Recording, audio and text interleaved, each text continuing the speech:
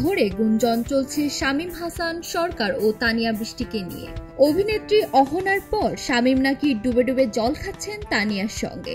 এর আগে ব্যক্তিজীবন নিয়ে সংবাদের শিরোনাম হয়েছেন তারা। শোনা যায় আরশ খানের সঙ্গে দূরত্ব বাড়ার পরই নাকি শামীমের সঙ্গে প্রেমের সম্পর্কে জড়ান তানিয়া।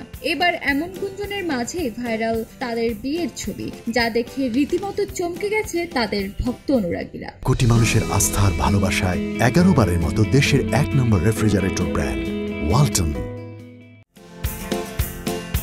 বৃহস্পতিবার রাতে হঠাৎই প্রকাশ্যে এলো এক নয়া জুটির ছবি। বিয়ের সাজে তানিয়া, বৃষ্টি ও শামীম হাসান। এ দেখে যেন চক্ষু চড়ক গাছ নেটিজেনদের। তবে কি বিয়ে করলেন তানিয়া শামীম? এদিকে আর এক ছবিতে তাদের বিয়ের গুঞ্জন আরো বাড়িয়ে দেন তানিয়া। শুক্রবার দুপুরে সামাজিক যোগাযোগ মাধ্যমে প্রকাশ করা সেই ছবিতে দেখা যায় হলুদ শাড়িতে অভিনেত্রী, সঙ্গে জুড়েছেন থার্সডে স্টিকার, অর্থাৎ বৃহস্পতিবারে হলুদ শাড়ি পরেছিলেন তানিয়া।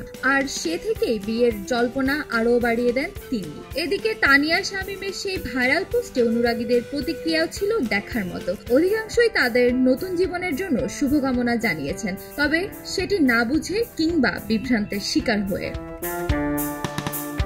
ভাইরাল হওয়ার বিয়ের ছবিটি নিয়ে শামীম হাসান সরকার বলেন, মহিন খান পরিচালিত ঈদের একটি নাটকের শুটিংয়ের ছবি এটি। নাটকটির নাম বিয়ের পিনিক।